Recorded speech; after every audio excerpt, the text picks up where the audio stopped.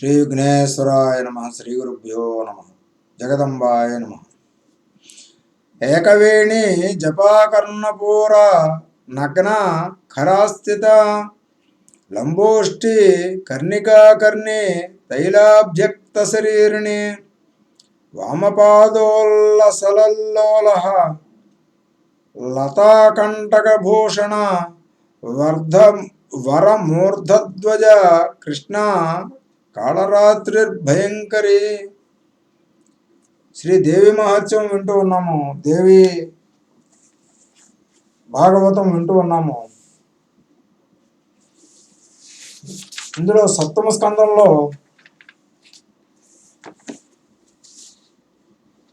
హరిశ్చంద్రుడుకు భార్యాపుత్రులను గుర్తించడము, హరిశ్చంద్రుడికి బ్రహ్మాది దేవతలు ప్రత్యక్షం అవ్వడము, మహాదేవి శతాక్షి శాకంబరి అవ్వడము, దుర్గమాసురుణ్ణి నాశనము చేయడము ఇంతవరకు విన్నాము. దుర్గమాసురుణ్ణి చంపినటువంటి ఆ దుర్గ యొక్క రూపాన్ని దేవతలందరూ స్తుతిస్తూ ఉన్నారు. శాకంబరి శివ శతలోచన సకలోపనిషత్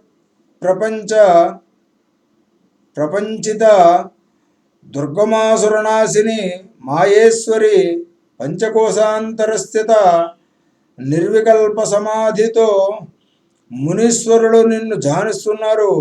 నువ్వు ఓంకారానివి, అనంతకోటి బ్రహ్మాండ జననివి, దివ్యమంగళ విగ్రహవు, త్రిమూర్తులమైన మాతో సహా దేవతలకు నువ్వే జనయిత్రివి. అమ్మా, భక్తి ప్రపత్తులతో నమస్కరిస్తున్నాము. వర్షాలు లేక, ఆహారం దొరకక, ఆకలితో అలమటించుతున్న పామరులను చూసి నువ్వు కాక మరి ఇంకెవరైనా గుండె కరిగి రోధించారా? నువ్వు దయామయవి, శతాక్షివి, పరమేశ్వరివి. నమో నమః, నమో నమః. స్తుతించి జగన్మాతను పుష్పరాశులతో పూజించారు. సంతుష్టురాలయ్యింది. ఉగ్రరూపం క్రమక్రమంగా ప్రసన్నతకు సంతరించుకుంది. దుర్గముడి నుంచి తనలోకి తేజోరూపం ప్రవేశించిన వేదాలను బ్రాహ్మణులకు తిరిగి అందించింది. తేజోరూపంలో ప్రవేశించిన వేదాలను తిరిగి బ్రాహ్మణులకు అందించింది. కోకిలాలాప మధురంగా పలికింది. దేవ బ్రాహ్మణులారా, ఈయన రూపము పరమోత్కృష్టమైనది. విశేష శ్రద్ధతో రక్షించండి. ఇది లేకపోతే ఏమవుతుందో చూశారు కదా.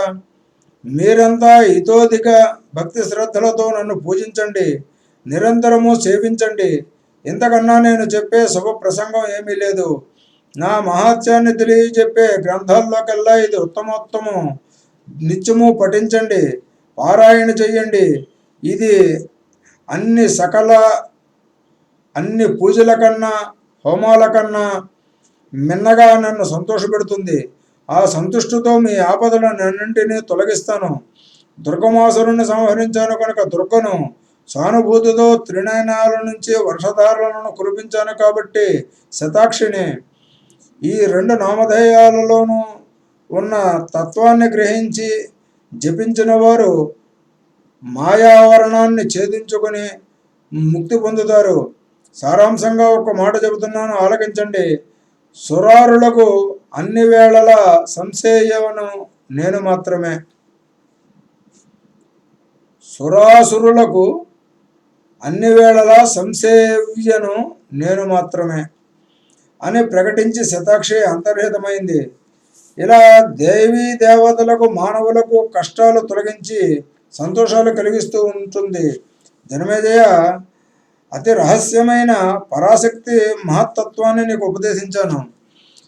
కళ్యాణకారకమైన ఈ రహస్యతత్వాన్ని జాగరూకుడవై కాపాడాలి సుమా. ఈ కథను విన్నవారు, భక్తి తత్పరులై పఠించిన వారు కోరికలు తీరి దేవీలోకంలో విరాజిల్లుతారు. జనమేజయ, ఇది సూర్యవంశపు రాజుల చరిత్ర.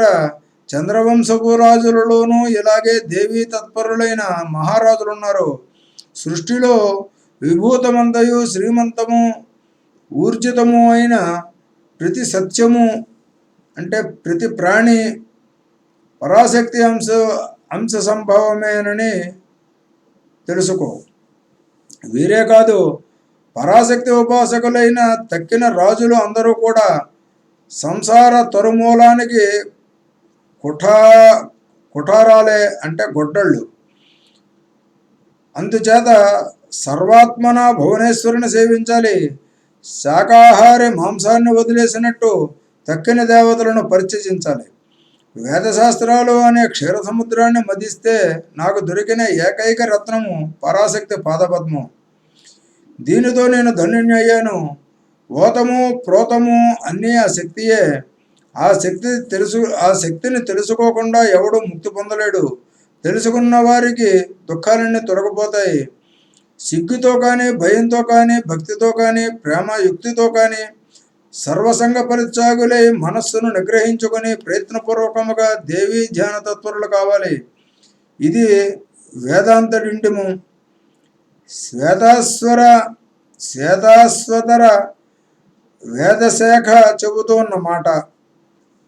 ఏదో ఒక వంకతో నిద్రలోనో మెలకువలోనో నడుస్తూ ఉన్నప్పుడో కూర్చున్నప్పుడో ఎల్లవేళలా పరాంబికను ధ్యానించాలి, కీర్తించాలి. సంసార బంధనాల నుంచి విముక్తి లభిస్తుంది. అందుకని మహారాజా, నువ్వు కూడా మహేశ్వరుని ఉపాసించు. ముందుగా విరాట్ రూపను, తరువాత సూత్ర రూపను, అటుపైని అంతర్యామిని రూపిణిని సోమపాన క్రమంలో ఉపాసిస్తే అంతఃశుద్ధి ఏర్పడుతుంది. అది ఏర్పడ్డాక సచ్చిదానంద లక్ష్యార్థ రూపిణి, బ్రహ్మస్వరూపిణి, ప్రపంచోల్లాసవర్జిత అయిన పరాశక్తిని ఉపాసించాలి. ఆ పరాశక్తిలో చిత్తాన్ని లయం చేయడమే ఆరాధన అంటేను. తెలిసిందా? ఇప్పుడు ఇంకా ఏమి వినాలనుకుంటున్నావో చెప్పు అన్నాడు వ్యాస భగవానుడు. వెంటనే జనమేజయుడు అందుకున్నాడు. సాత్యవతేయ, గౌరీ, లక్ష్మి, సరస్వతి అనే ముగ్గురు కన్యకలను జగదంబిక త్రిమూర్తులకు ఇచ్చిందన్నావు. హిమవంతుడి కూతురిగా గౌరీదేవి కథ తెలుసు. క్షీరసముద్ర రాజతనయగా లక్ష్మీదేవి జగత్ప్రసిద్ధ. వీరిద్దరూ నిజానికి మూలదేవి సముద్భవులు కదా. వీరికి కన్యాత్వం ఎలా సంభవించింది? ఈ సంశయాన్ని నువ్వే ఛేదించాలి అన్నాడు. జనమేజయ, చెబుతున్నాను, ఆలకించు. నిజంగా ఇది మరొక పరమంబైన రహస్యము. అయినా చెబుతున్నాను. దేవీ భక్తుల దగ్గర దాచవలసింది ఏమీ లేదో అన్నారు కాబట్టి చెబుతూ ఉన్నాను, విను. హరిహరులకు గర్వభంగం.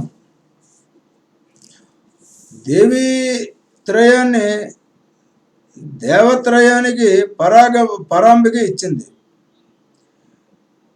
వారు మొదలు సృష్టి కార్యాలను ఆరంభించారు. ఒకనొకప్పుడు హాలాహలులోని దైత్యులు మహాబలశాలురు విజృంభించి ముల్లోకాలను జయించి స్వాధీనపరుచుకున్నారు. బ్రహ్మదేవుడు ఇచ్చిన వరాలతో తర్పించి అజేయులై కైలాసాన్ని, వైకుంఠాన్ని ఏకకాలంలో చుట్టుముట్టారు. అటు హరుడు, ఇటు హరి రణరంగానికి దిగారు. 60,000 సంవత్సరాల పాటు ఘోర సంగ్రామం జరిగింది. కట్టకడపడికి 8,000కు హరిహరులు జయించారు. హలాహల రాక్షసులు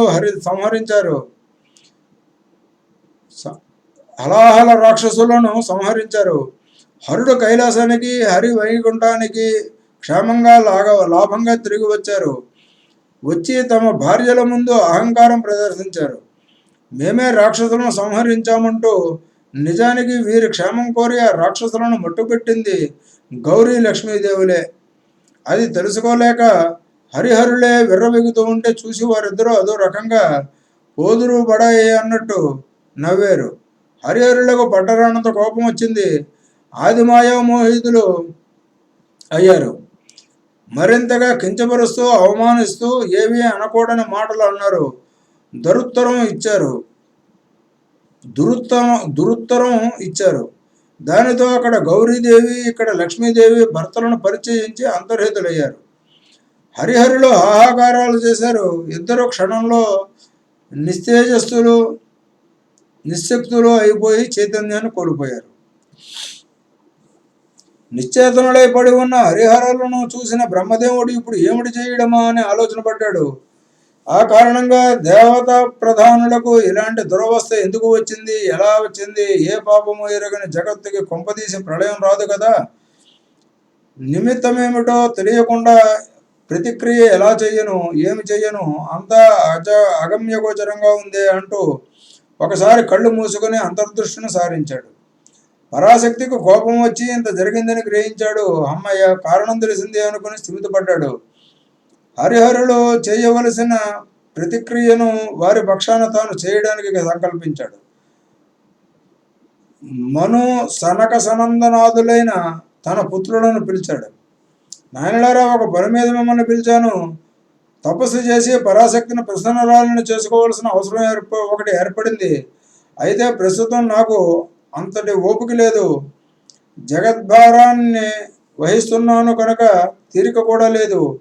హరిహరులిద్దరూ పరాశక్తి కోపానికి గురయ్యారు. అందుచేత పరమ భక్తితో మీరంతా అత్యద్భుతమైన తపస్సు చేసి ఆ పరాశక్తిని సంతోషపరచండి, ప్రసన్నురాలను చెయ్యండి. హరిహరులను మళ్ళీ మునుపటిలాగా శక్తియుక్తులను చేయండి. మీకు అమోఘమైన యశస్సు లభిస్తుంది. అశక్తి రూపిణులు, ఆ శక్తి స్వరూపిణులు ఏ వంశంలో జన్మిస్తారో ఆ వంశం మొత్తం జగత్తునే పావనం చేస్తుంది, కృతకృత్యం అవుతుంది. పితామహుడి మాటలు ఆలకించి మను సనక సనందాదులు తపోదీక్షలు స్వీకరించి ఏకాంత ప్రదేశాల కోసం అడవులకు వెళ్ళిపోయారు. వారంతా హిమాలయగిరి శిఖరాలకు చేరుకున్నారు. తొలక ప్రదేశము చూసుకున్నారు. మాయా బీజ మహామంత్రాన్ని జపిస్తూ తపస్సులకు ఉపక్రమించారు. 1,00,000 సంవత్సరాలు సాగింది వారి తపస్సు. అప్పటికి దేవి ప్రత్యక్షమయ్యింది, దర్శనం అనుగ్రహించింది. పాశాంకుశ వరాభయ హస్తాలతో కరుణారస తరంగమైన చూపులతో సచ్చిదానంద స్వరూపిణి అగుపించింది. ఈ రూపాన్ని మొదట్లో ఒకసారి చెప్పుకున్నాము, జగదీశ్వరి.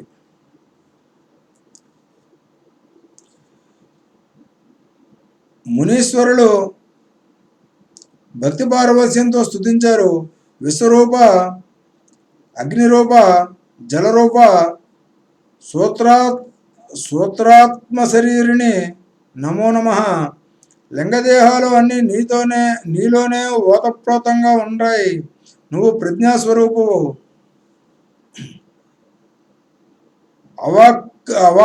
అవ్యాకృతమూర్తివి, ప్రత్యక్షస్వరూపువు, బ్రహ్మమూర్తివి, స్వరూప సర్వలక్షణాత్మమూర్తి నమో నమః అంటూ స్తుతులు సాగించారు. అందరూ సాష్టాంగపడ్డారు. అమ్మవారు సంతుష్ట అయ్యింది.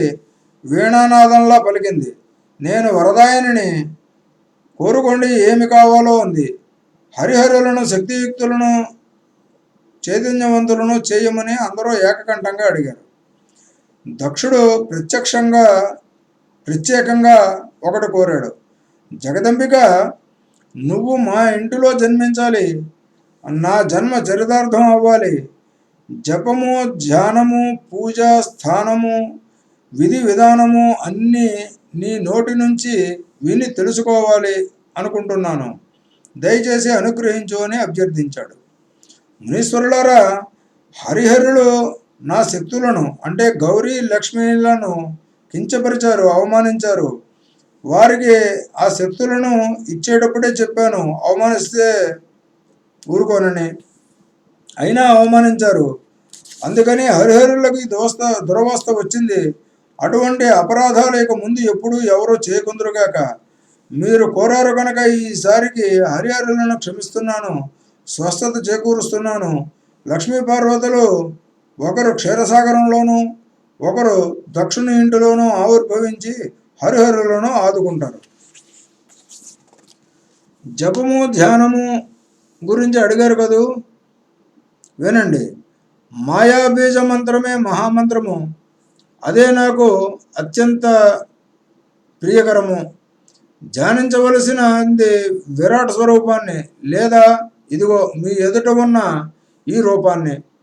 సచ్చిదానంద రూపంగానైనా ధ్యానించవచ్చు. ఇక స్థానమంటారా, సర్వజగస్తు నా స్థానమే. సర్వదా జపించండి. ధ్యానించండి, అర్చించండి అని ఆజ్ఞాపించి మణిదివ్యవాసిని జగదంబిక అంతర్ధానం చెందింది. మునీశ్వరులు మహోల్లాసంగా చతుర్ముఖుడిని చేరుకున్నారు. జరిగినదంతా వివరంగా చెప్పారు. పితామహుడు సంతోషించాడు. తరువాత కొంతకాలానికి దక్ష ప్రజాపతి ఇంటిలో మహాశక్తి జన్మించింది. దేవతలు సంతోషించి పుష్పవృష్టిలు కురిపించారు. త్రిలోకాలలోనూ మహోత్సవం జరిపించాడు. దేవదంతువులు మ్రోగాయి. సాధు సజ్జనులు మనస్సులు ప్రసన్నలయ్యాయి. సూర్యుడు మునుపుడు కన్నా కలకల్లాడాలు. సర్వమంగళ ఆవిర్భవించడంతో జగత్తంతటా సన్మంగళాలు జరిగాయి. ఆ అమ్మాయికి సతీ అని పేరు పెట్టారు. పెరిగి పెద్ద అయ్యాక శివుడికిచ్చి వివాహం జరిపించారు. శక్తియుక్తుడయ్యాడు శివుడు. దురదృష్టవశాత్తు సతీదేవి అగ్ని ప్రవేశం చేసింది అంటూ వ్యాసుడు నిట్టూర్చాడు. వ్యాసమహర్షి అమంగళం, అనర్థకం అది ఎలా జరిగింది? అంతటి మహాశక్తి అగ్నిలో దగ్ధం అవ్వడమా? ఆ మహాశక్తి నామధేయాన్ని జపిస్తే చాలే మానవులకు సంసారాగ్ని భయాలు తొలగిపోతాయి. ఏ కర్మ విపాకం వల్ల ఇది జరిగిందో? దక్షుడు చేసిన అపరాధం. జనమేజయ, నిజమే, కర్మ విపాకమే. చెబుతాను విను. ఒకనాడు దూర్వాసుడు జంబూనదేశ్వరుని దర్శించడానికి వెళ్ళాడు. మాయాబీజ మహామంత్రాన్ని జపించి అమ్మవారిని ప్రసన్నాలను చేసుకున్నాడు. దర్శనం అనుగ్రహించింది. తన మెడలో ఉన్న పుష్పమాలికను తీసి మహర్షికి ప్రసాదించింది. జాలువారుతో ఉన్న మకరందంతో గుంపులుగా ముసురుకుంటూ ఉన్న తుమ్మెదలతో అపూర్వ గంధ పరిమళాలతో విరాజిల్లుతూ ఉన్న ఆ దివ్య పుష్పమాలికను దూర్వాసుడు భక్తిగా స్వీకరించి కనులకు అద్దుకుని శిరసా వహించాడు. అమ్మవారి ఆశీసు అనుమతి స్వీకరించి ఆకాశ మార్గాన్ని తిరిగి వస్తూ దక్షుడి ఇంటికి వెళ్ళాడు. శక్తి స్వరూపిణి సతీదేవిగా అక్కడ ఉంది కదా, దర్శనం చేసుకుని వెడదామని దిగాడు. సతీదేవి పాదపద్మాలకు నమస్కరించాడు. దూర్వాసుడి తల మీద ఉన్న దివ్య పుష్పమాలికను చూసి ఆశ్చర్యపోతూ దక్షుడు, మహర్షి, ఈ అలౌకిక పుష్పమాల ఎక్కడిది? ఎలా లభించింది? భూలోకంలో మానవ మాతృలు కని విని ఎరుగనిది నీకు ఎవరు బహుకరించారు అని అభిలాష కొద్దీ ప్రశ్నించాడు. దూర్వాసుడికి కళ్ళల్లో ఆనంద బాష్పాలు తొనికిసలాడాయి. అది ఒక భక్తి పార్వస్యం. అలౌకికానందానికి అనుభూతికి పునశ్చరణ. అలౌకికానందానుభూతికి పునశ్చరణ. జేరబోయిన కంఠంతో ఇది అతులిత దేవి ప్రసాదం అన్నాడు. నాకు ఇస్తావా అని అభ్యర్థించకుండా ఉండలేకపోయాడు దక్షుడు. ముల్లోకాలలోనూ దేవి భక్తులు ఇతరులకు ఎవరానిదంటూ ఏమీ లేదు అన్నారు కదా పెద్దలు అని చెప్పి ఆ దివ్య మాలికను తీసి దక్షుడికి ఇచ్చాడు. అతడు దానిని శిరస్సును దాల్చి మహర్షికి వీడ్కోలు పలికి శయన మందిరంలో ప్రవేశించాడు. అక్కడ ఉన్న అతి సుందర శయన తల్పం మీద వేలాడేటట్టు వేసి ఆ రాత్రికి అదే తల్పం మీద నిజ భార్యతో దాంపత్య సుఖం అనుభవిస్తూ ఆ దివ్య పుష్పమాలిక పరిమళాన్ని ఆస్వాదించి మునుపటి కన్నా ఉత్సాహంగా ఆనందించాడు. ఈ మహాపాపానికి ప్రతిఫలంగా అతడి మనసులో శంకరుడిపై ద్వేషం రగిలింది. అల్లుడి మీద కోపం ఆత్మజ మీద కూడా ప్రసరించింది. తండ్రి చేసిన అపరాధాన్ని భరించలేక అతడి నుండి సంక్రమించిన తన దేహాన్ని యోగాగ్నిగా ఆహుతి ఇచ్చింది సతీదేవి. అటుపైన ఆ దివ్య తేజస్సు హిమవంతుని ఎంట ఆవిర్భవించింది.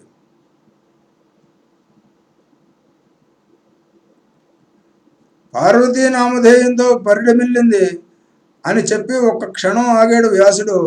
వెంటనే జనమేజయుడు, హే వ్యాస భగవాన్, సతీదేవి అగ్నికి ఆహుతి అయిపోతుంటే శివుడేమి చేశాడు? చూస్తూ ఊరుకున్నాడా? తన ప్రాణాధికురాలు కదా సతీదేవి అని ఉత్కంఠతో అడిగాడు. 18 శక్తిపీఠాలు, 108 శక్తిపీఠాలు. జనమేజయ, ఆ సమయంలో ఏమి జరిగిందో చెప్పడం నా వల్ల కాదు. శివుడు కోపాగ్నికి అవధులు లేక దాటి ముల్లోకాలు మహాప్రళయం వచ్చింది. భద్రకాళి గణాన్వితుడైన వీరభద్రుడు ఆవిర్భవించాడు. త్రిలోకాలను నాశనం చేయడానికి సముద్యుక్తుడయ్యాడు. బ్రహ్మాది దేవతలందరూ పరుగులు తీస్తూ వెళ్ళి శివుణ్ణి వేడుకున్నారు. కరుణాసింధువు కనుక శివుడు అందరికీ అభయం ఇచ్చి దక్షుణ్ణి మేకపోత తలపెట్టి బతికించి స్వయంగా తాను దక్షవాటికి ఏతించి అగ్నిలో దహించుకుపోతున్న చిత్కళా శరీరాన్ని వెలుపలికి తీసి తన భుజస్కంధాలపై వేసుకుని హా సతీ అంటూ విలపిస్తూ ప్రచండ వేగంతో గిరగిర తిరిగాడు. భ్రాంతచిత్తుడే అనేక ప్రదేశాలకు పరుగు తీశాడు. బ్రహ్మాది దేవతలు ఏమిటి ఉన్మాదమని ఆశ్చర్యపోతూ లోపల విలపించారు. విష్ణుమూర్తి వెంటనే తన ధనుసు ఎక్కుపెట్టాడు. శివుడు ఏ ప్రదేశానికి వెళ్ళి ఆగితే అక్కడల్లా పడేటట్టు సతీదేవి శరీర భాగాలను తన బాణాలతో డొల్లగొట్టాడు. ఆయా చోట్లలో శివుడు కూడా విభిన్న రూపాలు ధరించి నిలిచాడు. శంకరుడు అప్పుడప్పుడు దేవతలకి ఒక ప్రకటన చేశాడు. దేవతలకందరికీ ఒక ప్రకటన చేశాడు.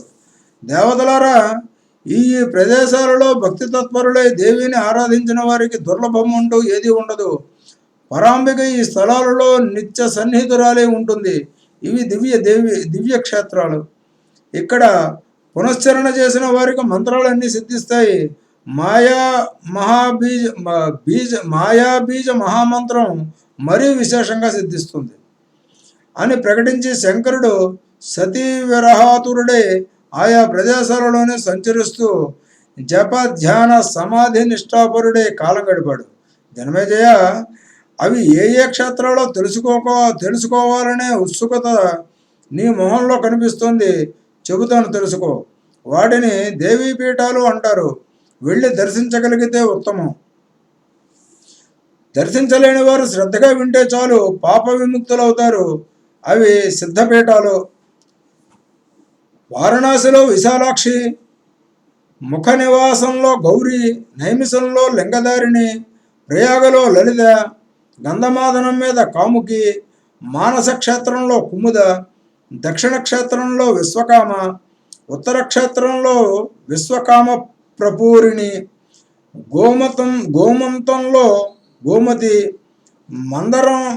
మందరంలో కామచారిణి, చైత్ర రథంలో మధోత్కట, హస్తినాపురంలో జయంతి, కానకుబ్జంలో మంగళగౌరి, కాన్యకుబ్జంలో మళ్ళీ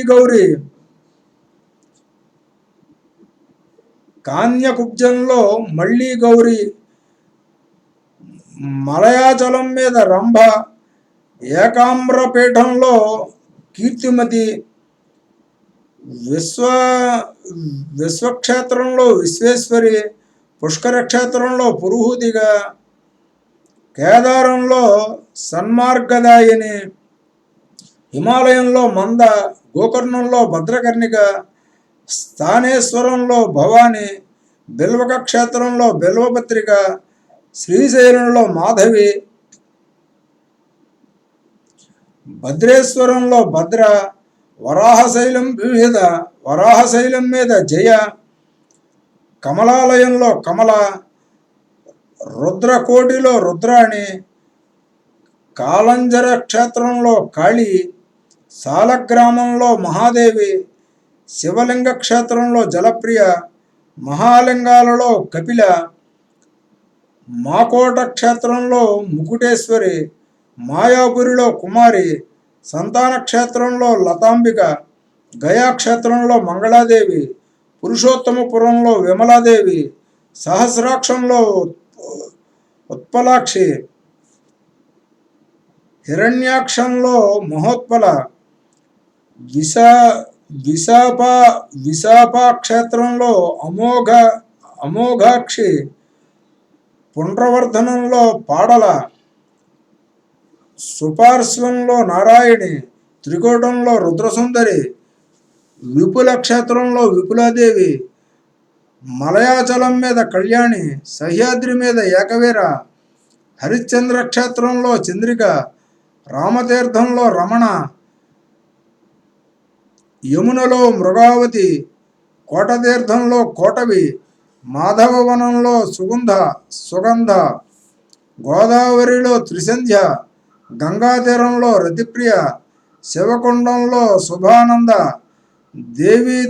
దేవికా తటంలో నందినీదేవి, ద్వారవతిలో రుక్మిణి, బృందావనంలో రాధ, మధురలో దేవకి, పాతాళంలో పరమేశ్వరి, చిత్రకూటంలో సీత, వింధ్యపర్వతం మీద వింధ్యవాసిని, కరవీర దేశంలో మహాలక్ష్మి, వినాయక క్షేత్రంలో ఉమాదేవి, వైద్యనాథంలో ఆరోగ్య, మహాకాళ క్షేత్రంలో మహేశ్వరి, ఉష్ణతీర్థంలో అభయ, వింధ్యపర్వత సానువుల్లో నిత్య, మాండవ్యంలో మాండవి, మహేశ్వరపురంలో స్వాహాదేవి, చగలండ భూమిలో ప్రచండ, అమరకంటకంలో చండిక, సోమేశ్వరంలో వరారోహ, ప్రభాస తీర్థంలో పుష్కరావతి, సరస్వతిలో దేవమాత, తటంలో పారావారాదేవి, మహాలయంలో మహాభాగ, పయోష్టిలో పింగళేశ్వరి, కృతశౌచంలో సింహిక, కార్తీకంలో అతిశాంకరి, ఉత్పలావర్తకంలో లోలాదేవి, సోణ సంగమ క్షేత్రంలో సుభద్ర, సిద్ధవనంలో లక్ష్మీమాత, భరతాశ్రమంలో అనంగ, జలంధరసంలో విశ్వముఖి, కిష్కింద పర్వతం మీద తారాదేవి, దేవదారువనంలో పుష్టి, కాశ్మీరంలో మేధాదేవి, హిమాద్రిలో భీమాదేవి, తుష్టి విశ్వేశ్వరి కూడా ఆ పర్వతాలలోనే, కపాలమోచన క్షేత్రంలో శుద్ధి, కాయావరోహణంలో మాత, శంఖోద్ధారంలో ధరాదేవి, పిండాకరంలో ధృతి, చంద్రభాగ తీర్థంలో కళాదేవి, అచ్చోదంలో శివధారిణి, వేణాక్షేత్రంలో అమృతాదేవి, బదరీ క్షేత్రంలో ఊర్వశి, ఉత్తర కురుక్షేత్రంలో ఔధి, కుశద్వీపంలో కుశోదక, హేమకూటంలో మన్మథ, కుముద క్షేత్రంలో సత్యవాదిని, అశ్వత్థంలో వందనీయ, వైశ్రవణంలో నిధి, వేదవనంలో గాయత్రి, శివసన్నిధిలో పార్వతి, దేవలోకంలో ఇంద్రాణి, బ్రహ్మవదనంలో సరస్వతి, సూర్యబింబంలో ప్రభ, మాతలలో వైష్ణవీమాత, సతులలో అరుంధతి, స్త్రీలలో తిలోత్తమ, చిత్తంలో బ్రహ్మకళ, శరీరధారులందరిలోనూ శక్తి స్వరూపిణి. ఇదొక్కటి చాలండి మనం దర్శనం చేసుకోవడానికి. శరీరధారులందరిలోనూ కూడా శక్తి రూపిణి. ఆ శక్తి రూపిణి మనలో లేకపోతే మనల్ని ఏమంటారో అందరికీ తెలుసు. ఇవి 108 పీఠాలు, సతీదేవి అంగభూతాలు. వీటన్నింటా పరమేశ్వరుడు పరాశక్తితో కలిసి సన్నిధి చేసి ఉంటాడు. వీటిని స్మరించిన, వీటిని గురించి విన్న భక్తులకు పాపాలు అన్నీ తొలగిపోయి ముక్తి లభిస్తుంది.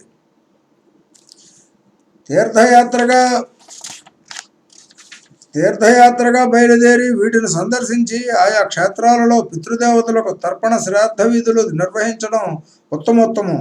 దేవీ పూజలు చేసి అమ్మవారికి క్షమార్పణలు ఎప్పటికప్పుడు చెప్పుకుంటే సద్గతులు కలుగుతాయి. సువాసిని పూజలు, కుమారి పూజలు, ఒటు పూజలు నిర్వహించి అన్న సంతర్పణలు చేస్తే ఇక్కడ విశేష ఫలితాలు లభిస్తాయి. ఈ క్షేత్రాలలో నివసిస్తున్న సర్వ ప్రాణకోటికి ఉత్తమాధమ భేదాలు లేకుండా అందరూ దేవీ స్వరూపాలే, అన్నీ పూజనీయాలే. ఇక్కడ చేస్తే మంత్ర పునశ్చరణ అమోఘంగా ఫలిస్తుంది. దేవీ పూజలలో విత్తసాక్ష్యం పనికిరాదు, లోపించకూడదు, యథాశక్తి వైభవంగా చేయాలి. 108 శక్తిపీఠాలను దర్శించి భక్తి తత్పరుడే ఆయా విధులను నిర్వహించిన వారికి పితృదేవతలు సహస్రకల్ప పర్యంతము బ్రహ్మలోకంలో నివసిస్తారు.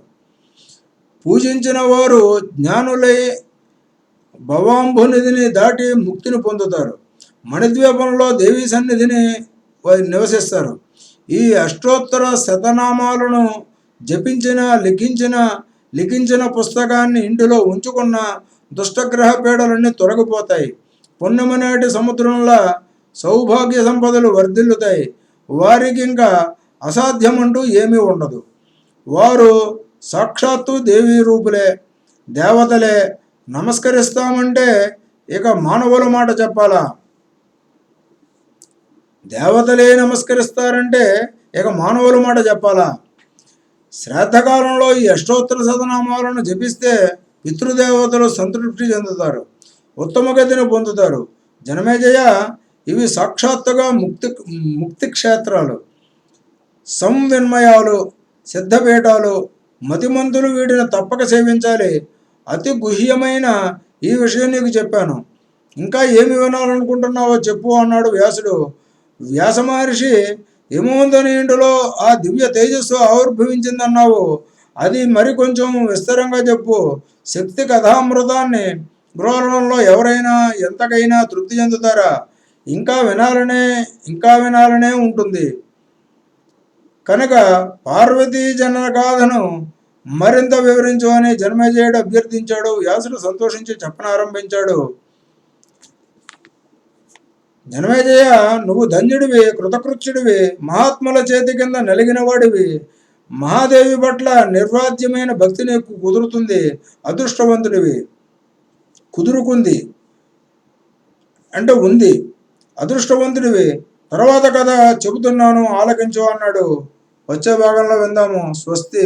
శ్రీ జగదంబార్పణమస్తు.